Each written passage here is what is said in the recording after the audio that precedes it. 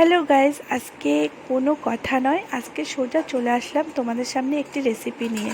তো চলো বানিয়ে ফেলা যাক চিকেন বিরিয়ানি কলকাতা স্টাইলের। তো চলো দেখতে থাকো কি করে বানানো হয়, আর আমিও দেখি যে কি করে বানানো হয়। এটা টোটালি বানিয়েছে আমার জামাইবাবু, তো খেতেও হয়েছিল দুর্দান্ত সুস্বাদু।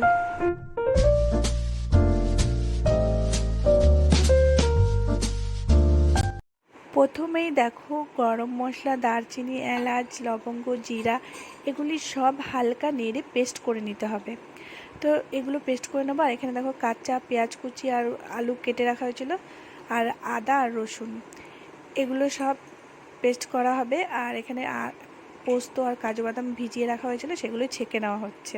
দেখো পেস্ট করা হয়ে গেছে। আর এখানে দেখো আদা বাটা, রসুন বাটা, ওখানে হচ্ছে পোস্ত কাজু বাটা, এদিকে কাঁচা লঙ্কা আর শুকনো লঙ্কা বাটা আর টক দই, এগুলো সব দিয়ে মাংসটাকে ভালো করে ম্যারিনেট করে রাখা হবে।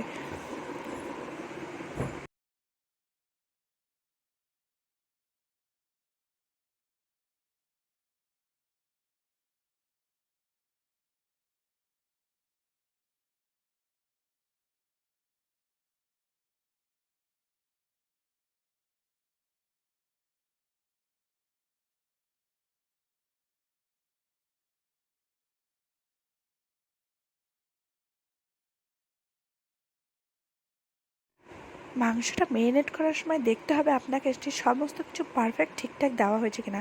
তো এখানে আমি একটু তেল অ্যাড করে নেব।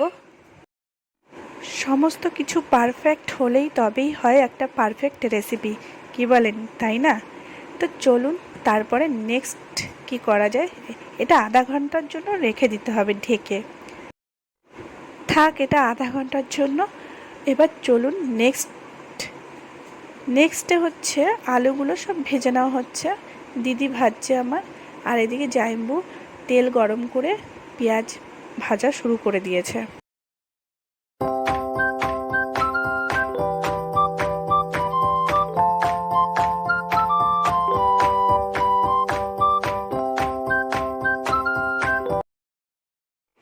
এরকম করে লাল লাল করে ভেজে পেঁয়াজগুলো কিছুটা তুলে নিতে হবে, আর কিছুটা থাকবে মশলা করার জন্য।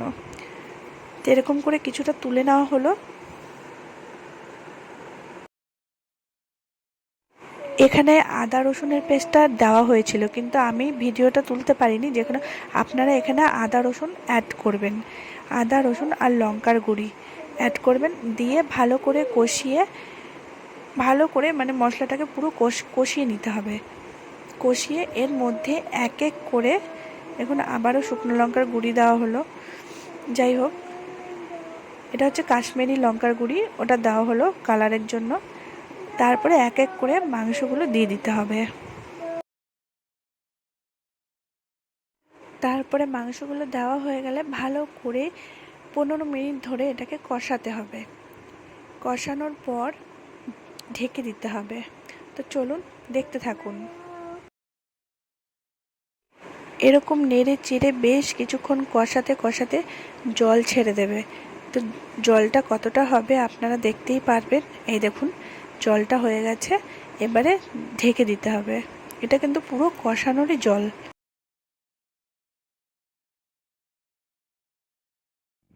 এখানে দেখো রায়তা গরম দুধের মধ্যে মিশিয়ে নেওয়া হচ্ছে।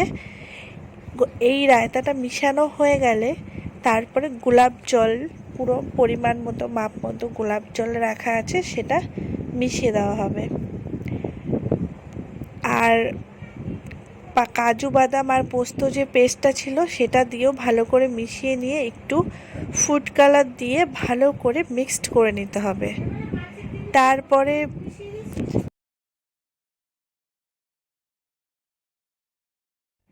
তারপরে একটু আতর মিশিয়ে ভালো করে মিক্সড করে রাখা হলো। এটা পাশে রেখে দিয়ে তারপর দেখো ঢাকনি দিয়ে, এই দেখো মাংস হয়ে গেছে। এই মাংসটা এবার আলাদা একটা পাত্রে তুলে রাখতে হবে। তো আমরা এক এক করে সবটাই তুলে রাখছি।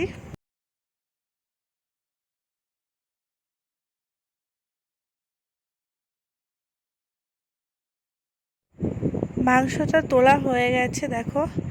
এরপর এই মশলাটা একটা কাপড়, পরিষ্কার কাপড়ের মধ্যে মশলাটাকে ভালো করে ছেঁকে নিতে হবে, মানে মশলাটা পুরো নিগড়ে ভেতরে যে তেলটা আছে সেটা আমাদের বের করে নিতে হবে।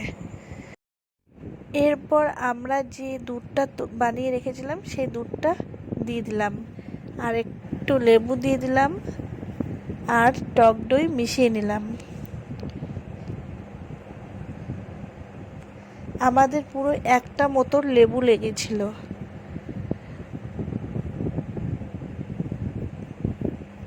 তারপর যে মশলাটা আমরা বানিয়ে রেখেছিলাম হাতে তৈরি করে সেটি দিয়ে দিলাম, গোলাপ জল দিয়ে দিলাম,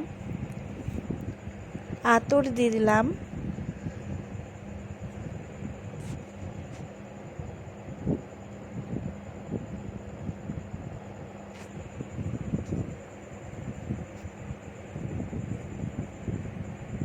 দিয়ে এটাকে ভালো করে মিক্সড করে নিলাম।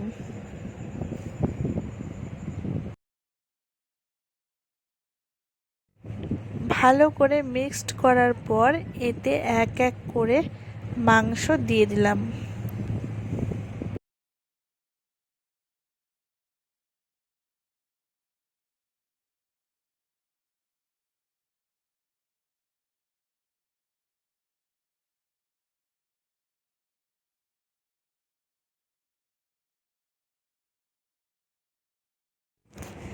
তারপর ঘি অ্যাড করে একটু টক দই আরেকবার অ্যাড করতে হবে। টক দই অ্যাড করে তারপর আমরা যে গরম মশলাটা পেস্ট করে রেখেছিলাম সেই গরম মশলাটা আবারও দিয়ে দিতে হবে। ও তার আগে পেঁয়াজ যে ভেজে রাখা হয়েছিল সেই পেঁয়াজ দিয়ে দিতে হবে। তারপরে এই যে গরম মশলা গুঁড়ি যে আমরা মশলাটা তৈরি করেছিলাম, মানে বিরিয়ানি মশলা, সেটা দিয়ে দিলাম।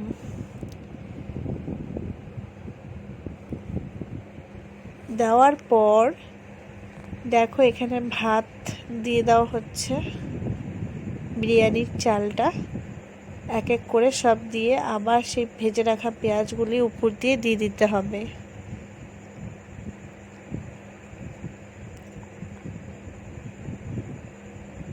আবার সেই মশলা, বিরিয়ানি মশলা ঘরে বানানো, আবার ভাত, এরকম পর পর দিয়ে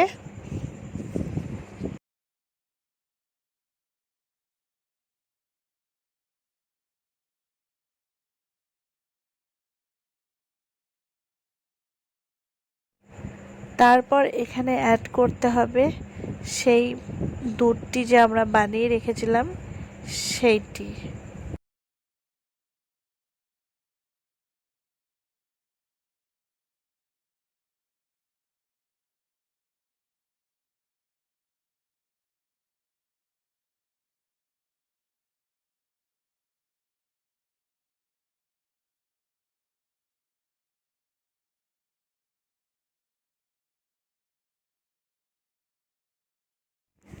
তারপরে হাঁড়ির ঢাকনাটা ঢেকে দিয়ে ব্যাস 1 ঘন্টার জন্য দমে বসিয়ে রাখতে হবে।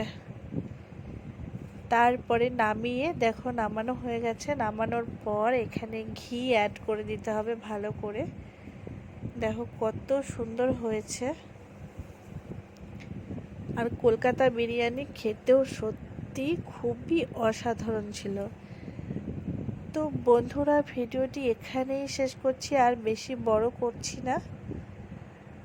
তো সবাই ভালো থেকো, সুস্থ থেকো। দেখা হচ্ছে অন্য একটি ভিডিওতে। টাটা।